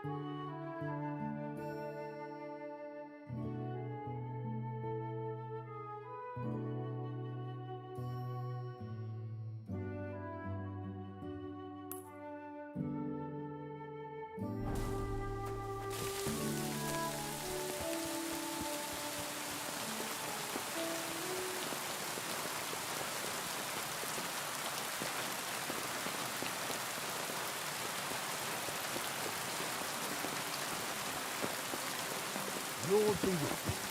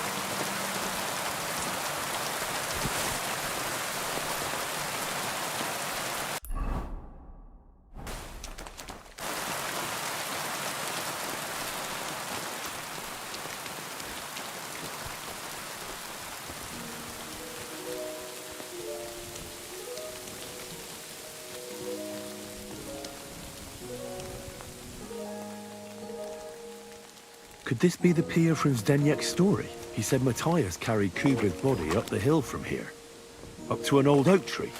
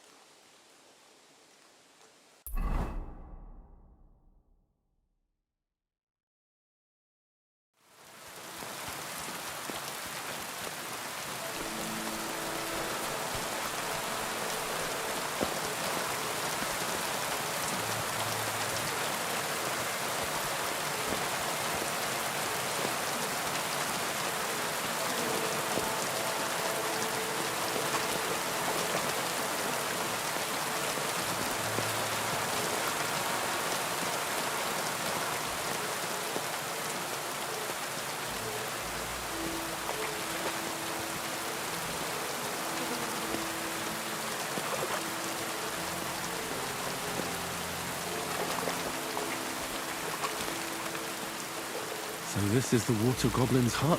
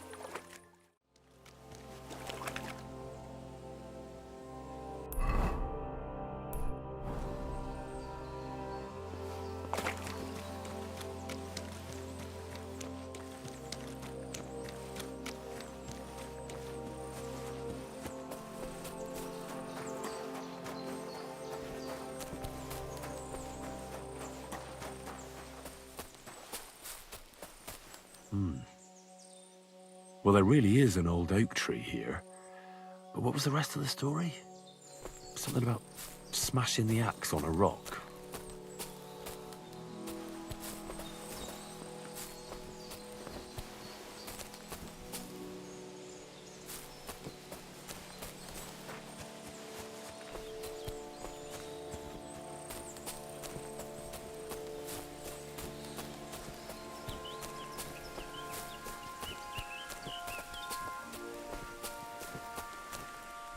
This could be the rock from the story. I'm on the right path.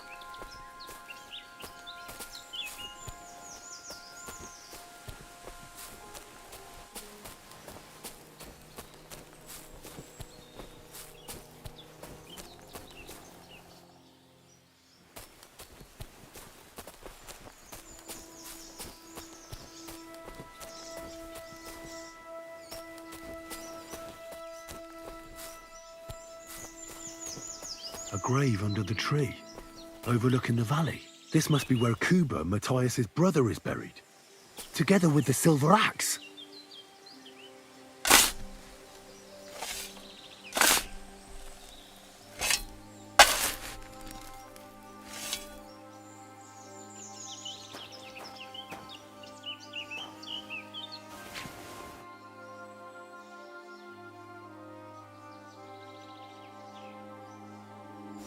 God in heaven. This really is the axe. All those years in the earth haven't treated it well. I hope I can fix it.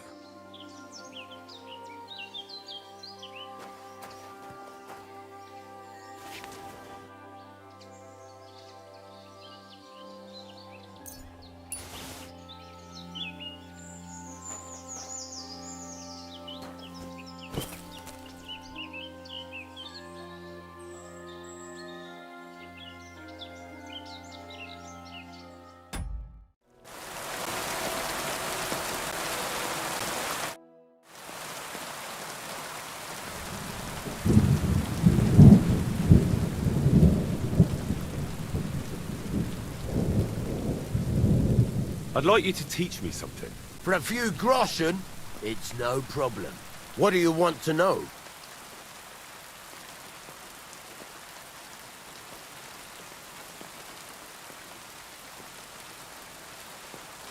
I'm experienced in blacksmithing, but I won't say no to a new trick. Fine, but it'll take some time.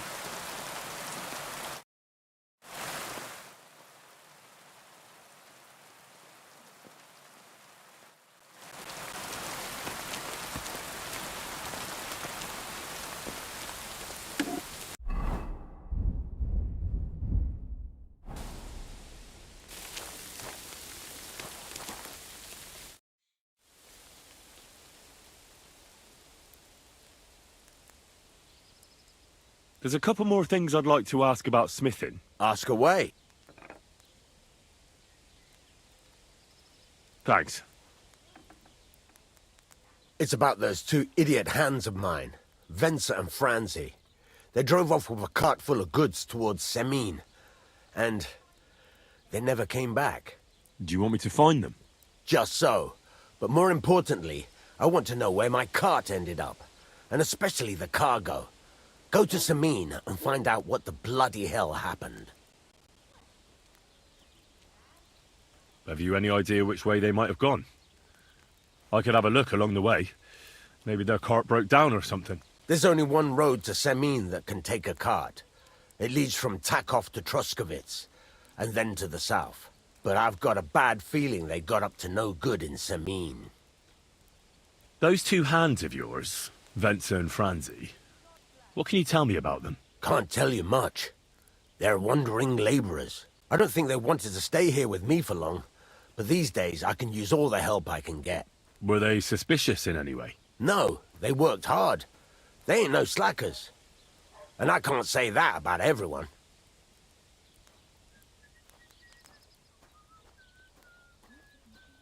What was the cart carrying? Bugger and bollocks. All sorts of stuff. I'd say Lord Semin wants to rearm his garrison with new equipment. There were some hunting swords, bastard swords, crossbow bolts. I also fixed the trigger on young Semin's crossbow. And some kitchen stuff. Sacks of charcoal, all sorts of things. There's a good month's work in that cartload.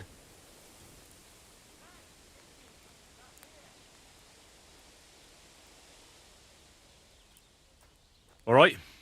I'll get right on it then. Go ahead. And if you find that pair of fools drunk, kick their asses for me. Gladly. I'll kick some sobriety into them.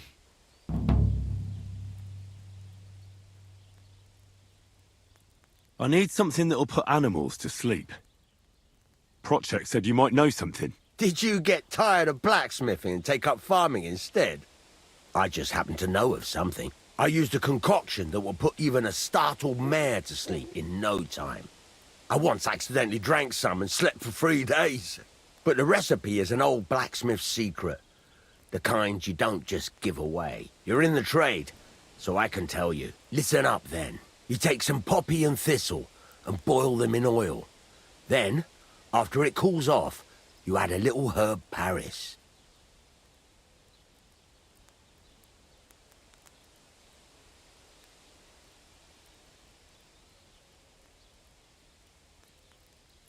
That doesn't sound too complicated. Thank you.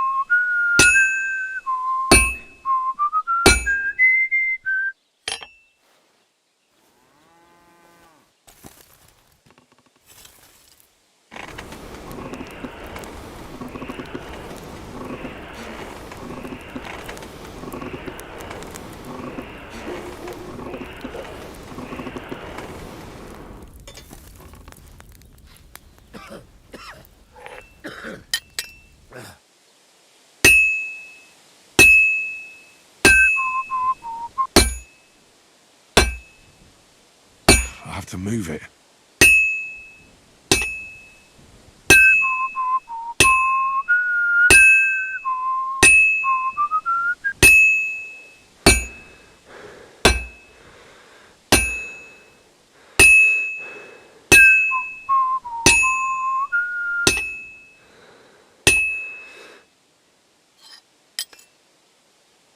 Damn weather.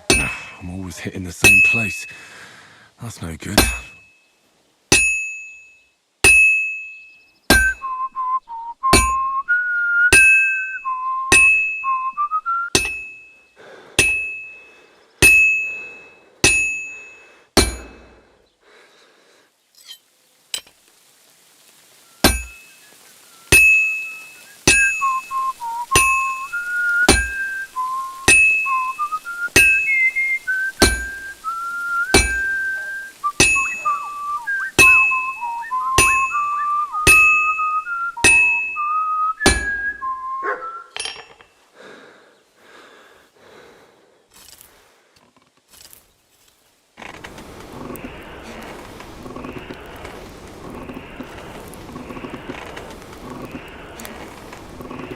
Kurva. Burning it.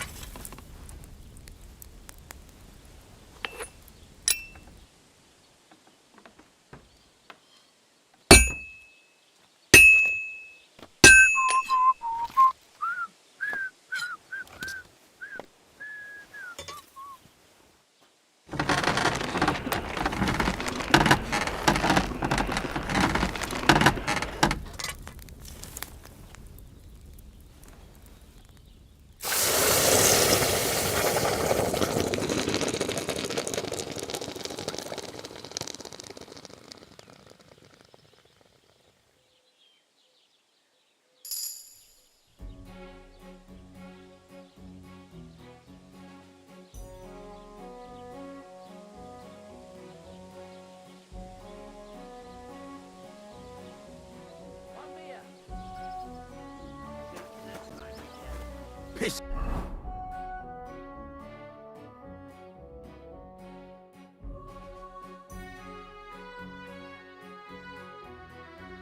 Down rain again.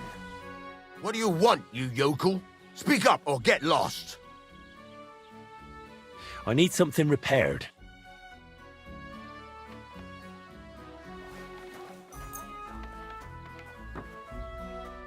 Word about the price. Sure. Why not?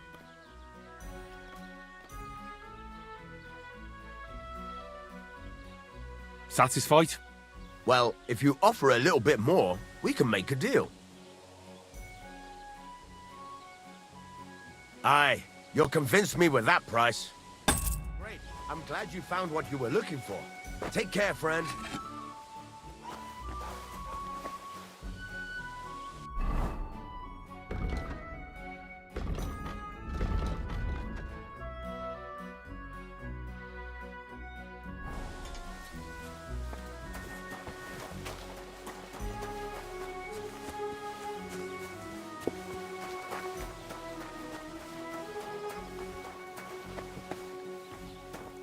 Blessings to you. Good afternoon. What's taking so long? I found the Water Goblin's silver axe. What do you mean? What axe? The one from your story. 2 brothers, a silver axe, a Water Goblin. One brother got the axe, the other got drowned. You know. Wait, so you actually found it? Do you have it? I have to see it. Here you go. It's not possible. Where did you find it? I just followed your story. I found the pier by the rock tower pond, then went up to the old oak tree, then the big stone beside the road. Doesn't really look like a woodcutter's axe. Are you sure this is really it?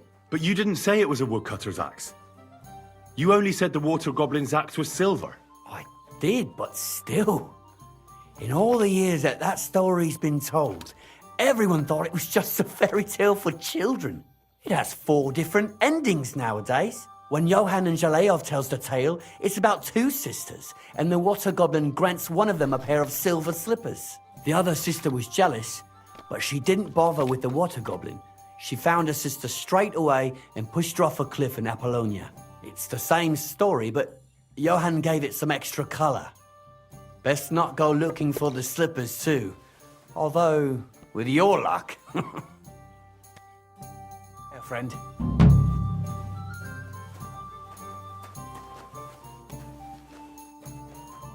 God be with you. What would you like? I'll have a look at the wares.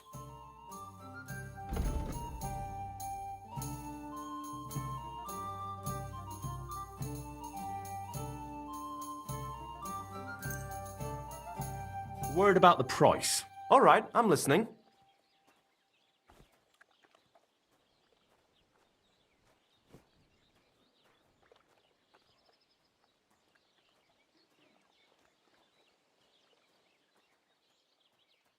Do we have a deal? We're nearly there. Just lower your price a bit more. Aye, that'll do.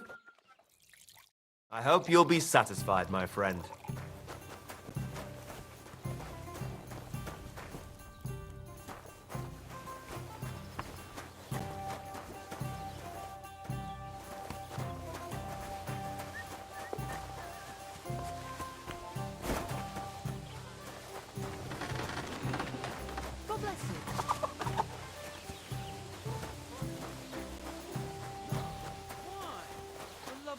like that. It's a nice place to rest when you're passing by in the summer. The only bit of shade far and wide. That's just it. Some noble was resting under it. Not the shade.